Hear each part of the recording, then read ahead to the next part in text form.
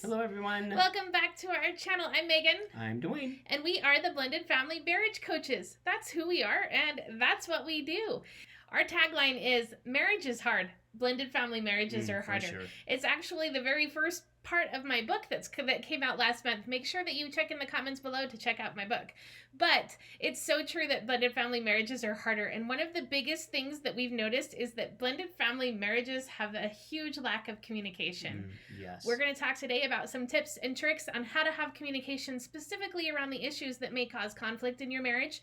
It's hard to have healthy communication around conflict, but it is possible. So stay tuned and we will talk about how to do that. For the best advice in your blended family marriage, make sure that you guys subscribe down below. It's usually right below me, so you guys shouldn't struggle to find that button.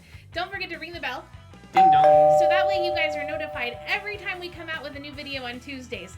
We release our videos at 6 p.m. Pacific Standard Time. So we like to say that you over on the East Coast get to watch our videos right before you go to bed. Right. And you here on the West Coast get to watch them right after dinner time. If you guys like this video and like this material, don't forget to, like this video. So Dr. Gottman says that 94% of the time, the way that a conversation starts determines the way that it ends. Right. There's only 6% of the time when you start in a fight and it'll end in a good thing. So it's so vital to start a conversation healthy, to start Right. it with the right tools and the right aspect and the right heart in order to come to a resolution, especially when conflict is involved. Having those conversations around conflict is so difficult. Dwayne is the one in our marriage that hates conflict. There's usually one in every marriage, if not both everybody, but I don't mind having a good, healthy conversation. Heated fellowship is what Dwayne calls it, but he will do everything to avoid conflict. But you guys, that's so not healthy, because usually what happens when you're avoiding conflict, you're avoiding the things that really need to be fixed in your marriage. Right.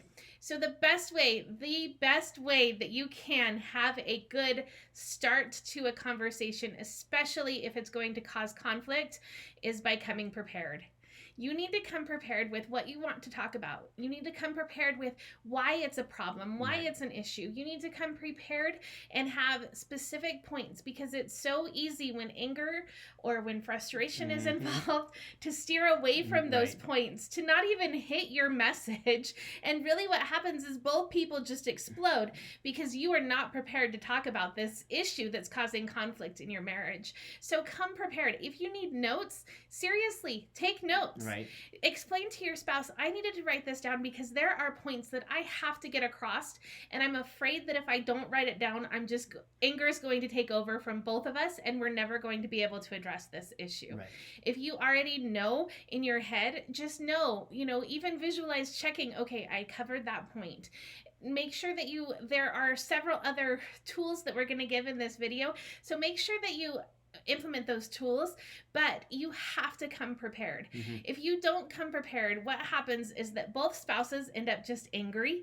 And so often we've said this to each other, what are you mad about? Right. And really the answer is, I'm mad because you're mad. And that doesn't make sense. That doesn't solve anything. Let us know in the comments, have you ever been to that point where you're just mad because your spouse is mad and you don't even know what you're fighting over, because your spouse is really not able to communicate the issues that they're having, and so you're mad because you feel like you're being attacked, but you really don't even know what the fight is about?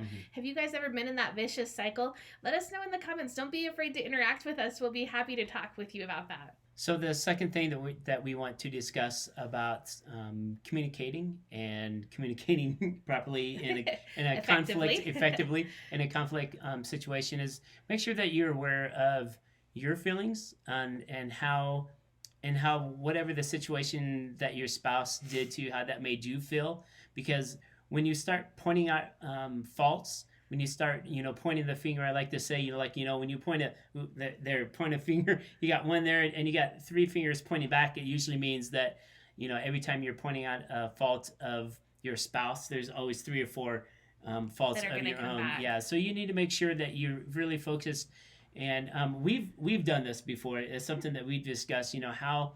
How did that situation make you feel, and not using as an attack method and everything, because that's really not effective. Because usually what ends up happening is you say that, and then your spouse responds, and pretty soon all you're doing is hitting each other's hot buttons, and you're not solving anything. It turns into a really big fight, lots of words, and then in the heat of the moment you end up saying something that you eventually will regret and everything. So you just need to make sure that when you come to a conversation that is going to be, whether it's going to be conflict, whether it's going to be, as we say, that heated fellowship, really make sure that you're coming, like Megan said, come with a list and write down those things. When you did this is the way it made me feel. Yeah. And don't use it as an opportunity to poke one another and bring up those things that really aren't part of the conflict. One thing that will disarm your partner, and we talk a lot about not using weapons, but one thing that will disarm your partner immediately is to talk about your feelings. They can't argue with your feelings. Right? They can't say, it doesn't make you feel that way.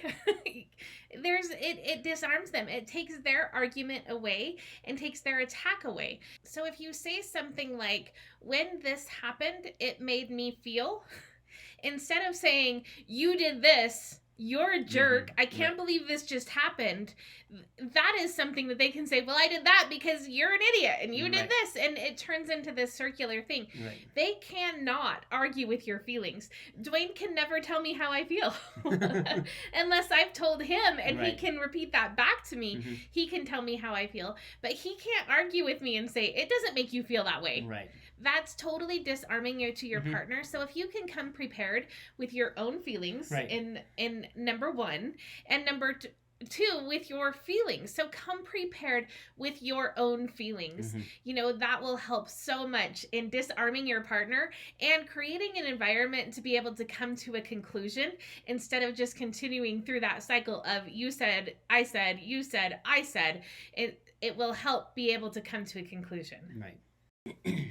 Speaking of coming to a conclusion, you guys, it is so pointless to fight if there's no end in sight. Right. If there is no conclusion established. And we talked about this at great length. I have a whole series on setting boundaries.